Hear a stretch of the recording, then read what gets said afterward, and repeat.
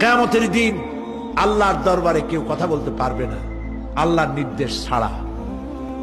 নবী করিম সাল্লাল্লাহু আলাইহি সাল্লামকে সাহাবায়ে কেরাম জিজ্ঞেস করেছেন, হে রাসূল, আপনার আব্বা এবং আম্মার অবস্থা কি হবে? নবী করিম সাল্লাল্লাহু আলাইহি সাল্লাম কেঁদে ফেলেছেন, সাপ পড়েছেন, আমি তাদের কোনো উপকারে আসবো না। পৃথিবীর সব মানুষ, সাহাবায়ে কেরাম বাদ দেন, পৃথিবীর সমস্ত মানুষ একত্রিত হয়ে আবু তালেব রাসূলুল্লাহকে যে ভালোবেসেছেন, ওর 1000 ভাগের 1 ভাগও সারা দুনিয়ার মানুষ রাসূলুল্লাহকে ভালোবাসতে পারবে? পারবে?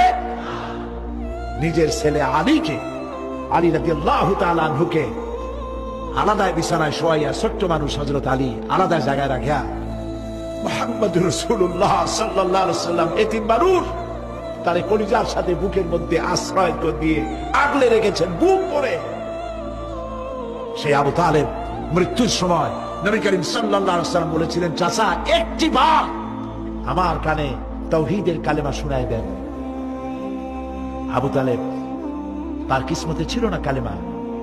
মরে যাওয়ার পর একজন সাহাবী বলেছিলেন, ইয়া রাসূলুল্লাহ, মৃত্যুর সময় আবু তালেবের মুখ আমি নড়তে দেখেছি, তিনি কালেমা পড়েছেন সম্ভবত। রাসূলুল্লাহ সাহেব বলেছেন, আমি শুনি নাই। এত ভালোবাসার পরেও হাদিস শরীফে এসেছে আবু তালেব জাহান্নামে যাবে।